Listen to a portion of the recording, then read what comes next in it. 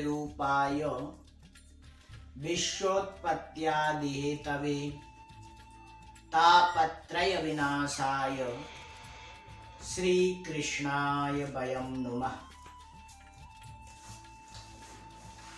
मार्गशीर्ष मास, जिसका नाम है अगहन का महीना, इस मास में एकादशी कब पड़ रही है, इसका क्या विधान है, किस दिन आपको व्रत रहना है, नियम क्या है, सावधानियां क्या हैं और क्या करने से विशेष फल मिलेगा, आइए इस पर अपन चर्चा करते हैं।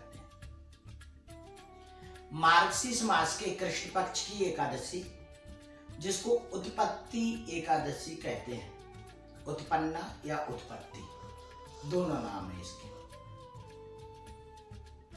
इस दिन से लोग जो प्रारंभ करते हैं एकादशी व्रत रहना, इस दिन से शुरू कर देते हैं कई लोग।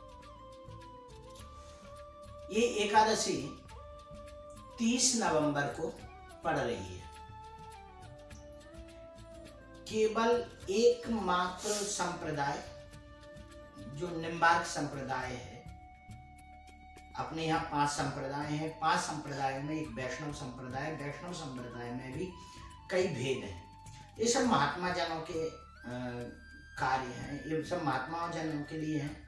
हम लोग सब सनातनी हैं, हम लोग तो सबके उपासक हैं। तो जो निम्बार्क वाले हैं, केवल वो लोग 1 दिसंबर को व्रत करेंगे, बाकी सब लोग 30 नवंबर को ही व्रत करेंगे। अब ये व्रत कैसे करना है, इसमें क्या विधान है, इसके क्या क्या नियम हैं, क्या क्या परंपराएं, वो ध्यान से सुनिएगा। यह एकादशी व्रत 30 नवंबर को जब आप करेंगे, उससे एक दिन पूर्व में सायंकालीन बेला में भोजन नहीं करना है और अगले दिन यानी 30 तारीख को जागने के बाद भगवान का स्तवन करना है।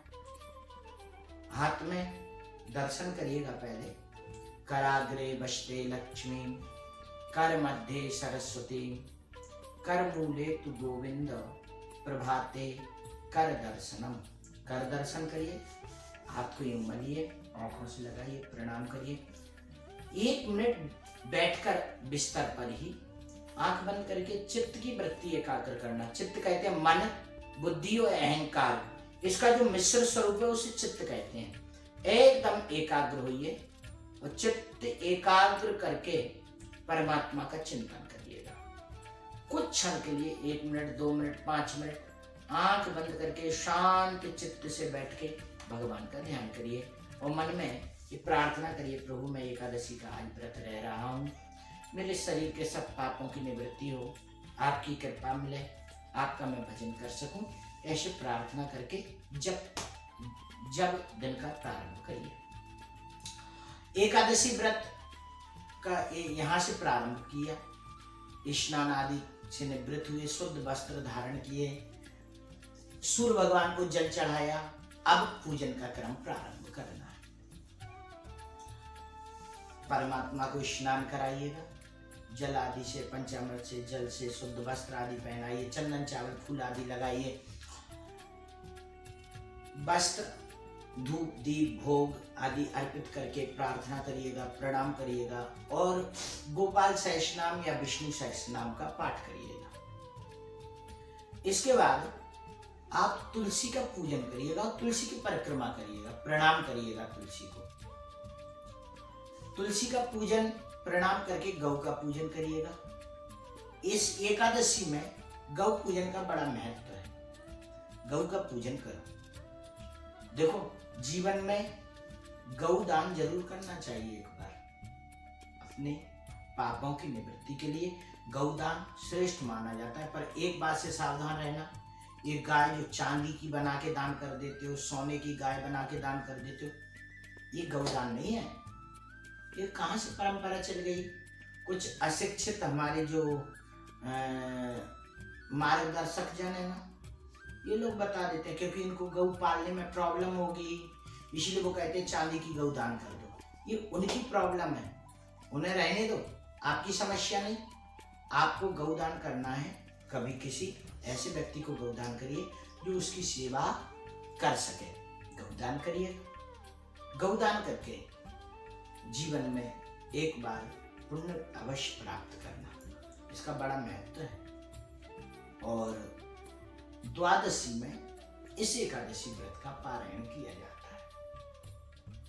एकादशी का पारायण करने के पूर्व पंचग्रास निकाल के ब्राह्मण को भोजन कराना चाहिए।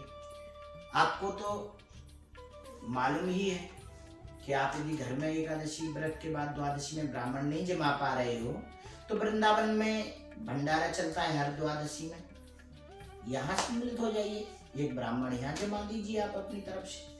आप ना आ पाओ तो हमें बता देना, आपकी तरफ से हम जमा देंगे एक ब्राह्मण को जमाइए, कोई अंतर नहीं पड़ता। ऐसे व्रत रहिए, ये व्रत जरूर आपका कल्याण करेगा, आपके घर में एक सात्विक उन्नति लाएगा। कोशिश करो घर के सब लोगों को व्रत कराया करो। ये मत सोचना कि उद्यापन करना पड़ेगा, खर्चा होगा, क्या होगा। अरे व्रत करना शुरू करिए, उद्यापन की चिंता नहीं करिए। परमात्मा की आराधना करना है, ज्यादा कुछ ना कर सको तो एकादशी में अन्न तो घर में बनाना और खाना ही नहीं चाहिए। खैर कोशिश करिएगा। जय श्री राधे, जय श्री कृष्ण।